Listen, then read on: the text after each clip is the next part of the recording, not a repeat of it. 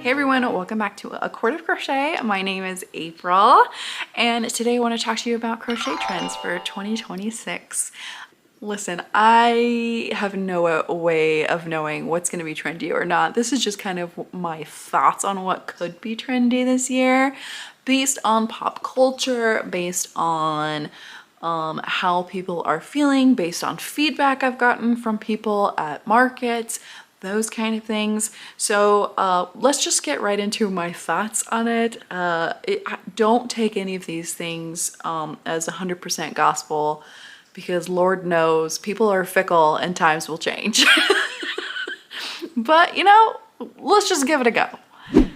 So the first thing I still think is trending very much is nostalgic toys. Things from the 80s and 90s, with Stranger Things finishing and kind of still having that lingering effect on everything.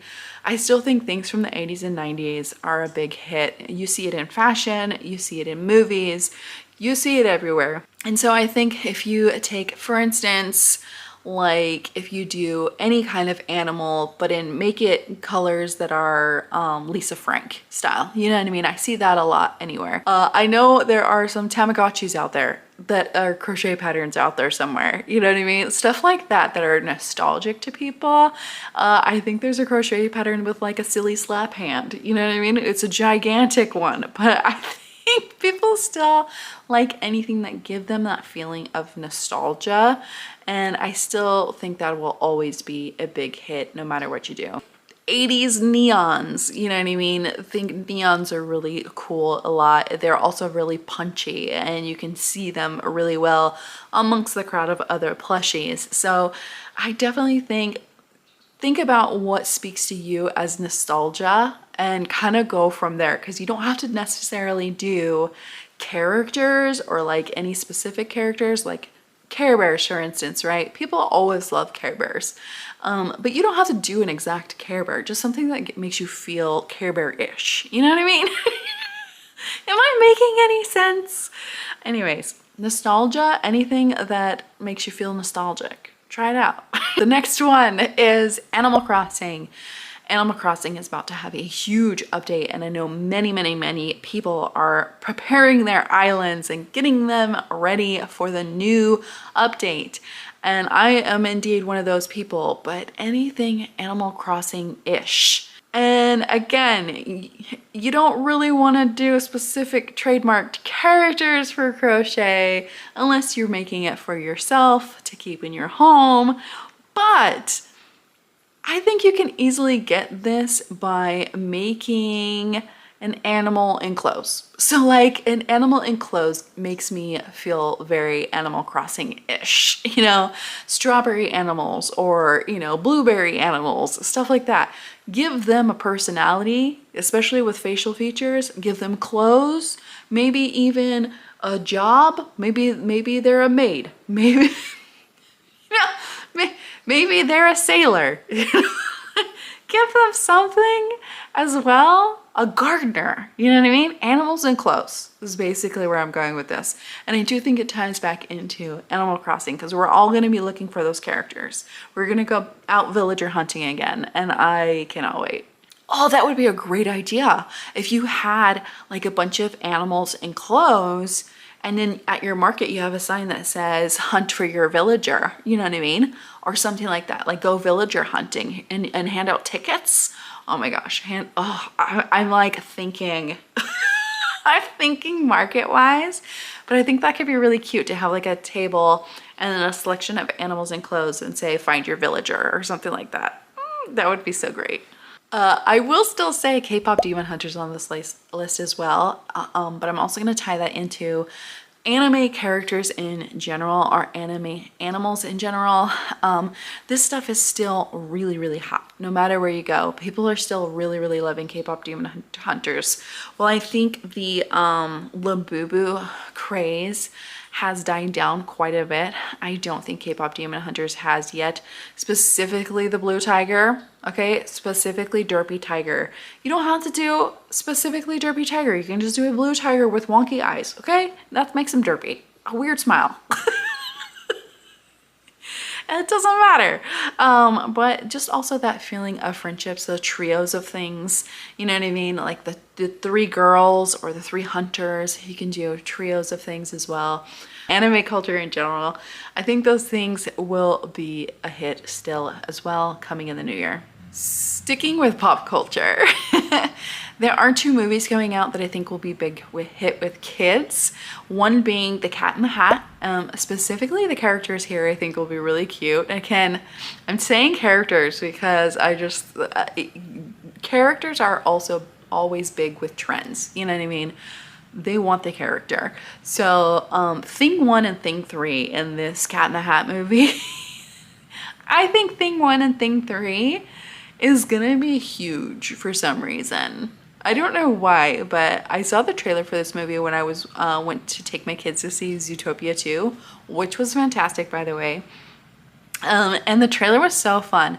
I'm not a big Cat in the Hat fan myself, but give them weird dolls or weird monster-like little creatures. Again, in clothes. Give them a name. Maybe that'll work. I don't know. In general, kitsch, I think, works very well. When I say kitsch, it's like more like whimsical. Something that makes somebody laugh or seem silly or something like that. In general, I find this is a big attraction to anything at markets. Like when people see pickles or like pickles with faces on them, they just think that's hilarious. So I still think those little things are going to be quite popular, and that's why I still think something like Thing 1 and Thing 3 or Thing 2, even though they are characters, what they have is kitsch. Also, there's a movie coming out called Hoppers, and in that movie there's a beaver, and the beaver in the trailer of this movie, if you watch the trailer, is so stinking cute. And I think kids are gonna like this movie. It looks funny and it looks fun. And I really hope that the beaver will be huge after people see this movie. That's what my brain is telling me. But specifically, there's like a king beaver in this movie. So maybe put a crown on it and a king beaver or a queen beaver, who knows? If it's a girl, it could work. And then my last thing on this list is actually things that are almost exact opposites of each other. And that is realistic looking animals. People always love to find the animal that speaks to them, and they just want to have a nice small plushie of those animals, whether you're a kid or whether you're an adult, like one that speaks to them. Maybe you're a giraffe person, maybe you're a hippo person, maybe you love otters. My daughter loves otters. You know, she's always looking for an otter stuffed animal or an otter keychain or an otter something or whatever. If it looks exactly like the animal, it's gonna sell. People love that stuff. On the opposite side of that, people also really love fantasy creatures. They love fantastical animals. You know, the unicorn, the dragon, you know, they love a pink T-Rex. Did anybody see a pink T-Rex coming? No, it existed never, but a T-Rex existed at some point. Why not make him pink? People, you know, I have a lot of attention from my kitty dragon. He's a dragon, but he's a kitty, but he's also a dragon. So, you know, I think people love to let their imagination run wild as well. Also, those things are unique that nobody else is going to have, especially in a market where also you're going to find a kitty dragon. And my last trend that I think is kind of born of circumstance is that people are really looking for unique items these days, especially when it comes to a handmade good. Yes, there will always be the buyers for the $5 makes that are simple, easy, and quick and fun, because you are always going to need your kid to buy something really inexpensive at an event, but just let them have a memory of that thing. You know what I mean? That will always be there. But I think people are really gravitating towards unique items, specifically with crochet artists at markets. I hear from customers a lot all the time that they think crocheters make the same things over and over again. They never see anything new. I get that a lot in my booth too, since I do something specific and different. While I do still do dragons and stuff, a lot of my makes are more unique. I only have one of them in my booth, and so when they come, they really find something that speaks to them and they gotta have it, you know what I mean? So I still make things that are also $5 and $10. Again, you gotta have a good mix, but I definitely think as a whole, customers are looking for something more unique, something that speaks to them that maybe they can't find anywhere else. So in my mind, that means newer, different patterns. Maybe retire some of the old ones that you've been doing forever. If they're not selling, definitely retire them. If they are still selling, up to you. Do them, don't do them, who cares? But I will say, I just, from the feelings I get at the markets that I do here in Northern California, people are looking for something new. And I think that's a trend that's here to stay, especially since there's a lot of crocheters out there. So get yourself some unique items to make you stand out. That's all I gotta say. Those are my silly opinions about what possibly could be trending in 2026. I could be completely wrong. And that's okay too. Every wear is different. Every person is different. And you know what? You just gotta do what works for you. Anyways, let me know what you think could be trending in this coming year in the comments below. Thank you for watching. Thank you for being here. If you liked my video, please subscribe.